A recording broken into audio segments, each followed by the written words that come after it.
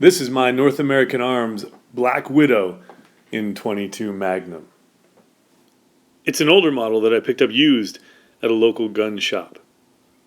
Beautiful stainless steel, driftable sights, and really just a beautiful work of mechanical art.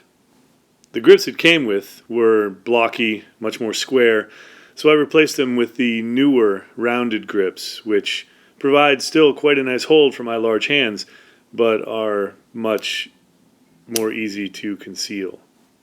The action is quite positive, with really solid clicks and everything moving quite nicely into place.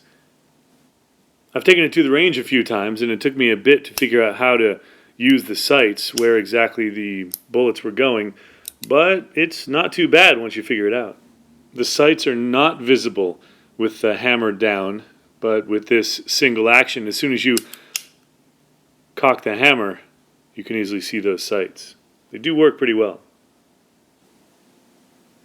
The exquisite knurling on both the hammer and the tiny little minuscule trigger, really nice. And, as with every revolver I touch, I really like to hear this sound.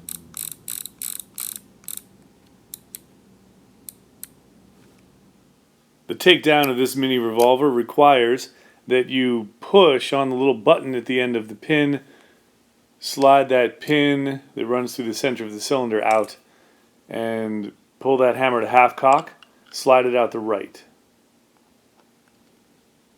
The cartridges slide in from this end of the cylinder, but those .22 Magnum shell casings do expand actually quite a bit when they're fired, so you're supposed to use this pin to push out the individual casings when you're all done.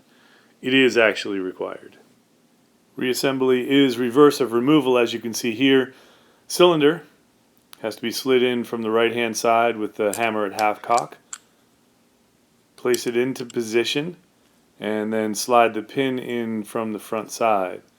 It does help a little bit if you depress the button at the very end. This single action revolver does provide a pretty nice safety feature where you can rest the hammer in between the chambers on that cylinder. All you have to do is pull back on the hammer a little bit, pull the trigger, and rotate the cylinder so that that hammer can come to rest in between two chambers. Mechanical safety for peace of mind. I didn't really like any of the holsters that were available, so I decided to make this thing out of some old shoe leather and some rivets. And it turns out that I wanted to design a shoot-through holster. I could pull this out of my pocket, could protect the gun, protect the finish. I could put it in my waistband, and then just pull the hammer back, pull the trigger. Pull the hammer back, pull the trigger. At first the leather was pretty tight, but it loosened up over time, and now there's minimal drag. Works fine, and I've got my own shoot-through holster that I made all by myself. Looks kind of cool too. The North American Arms Black Widow, little 2-inch .22 Magnum revolver, kind of fell in love with it. It's beautiful. Totally recommend it.